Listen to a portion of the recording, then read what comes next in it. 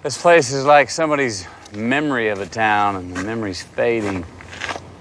It's like there's never anything here but jungle. Episode 1's titled The Long, Bright, Dark.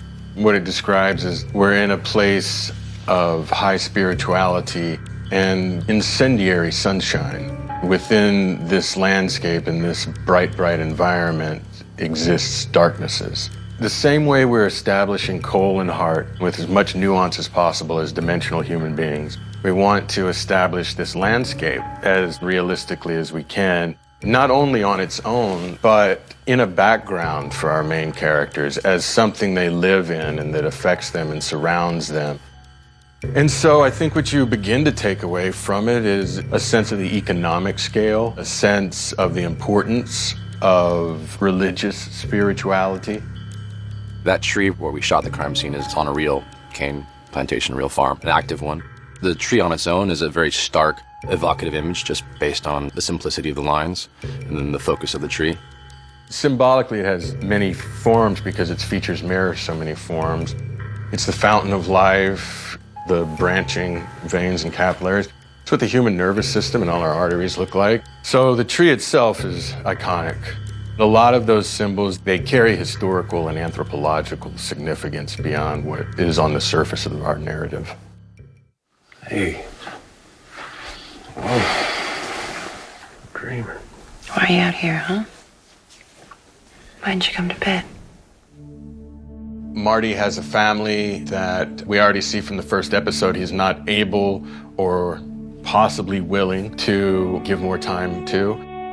There probably is a general unhappiness. I think in Maggie, it's a sadness. It's a nostalgia from the past, hoping that maybe it's just this case, and after this next case, everything will be okay.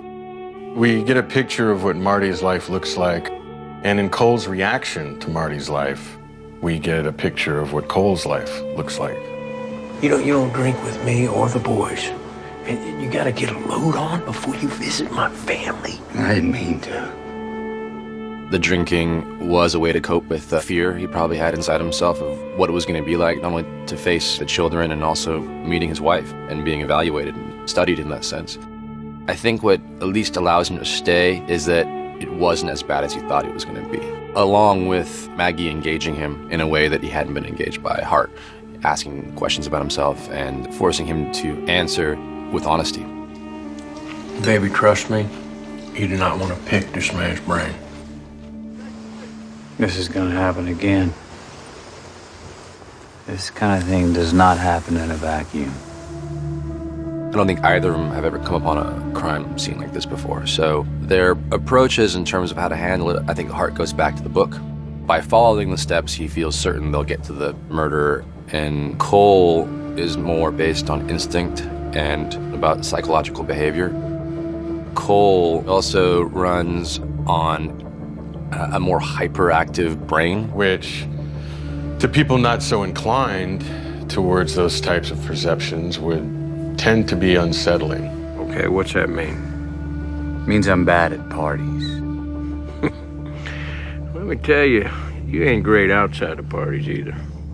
It sets a kind of tone for the contradiction of both the men in this series as they begin as partners and the monologues allowed by them in 2012, I think, give you a clear idea not only of who those men are now, but the sort of narrative you're going to watch, which in some ways is the story of how they got to be who they are in 2012.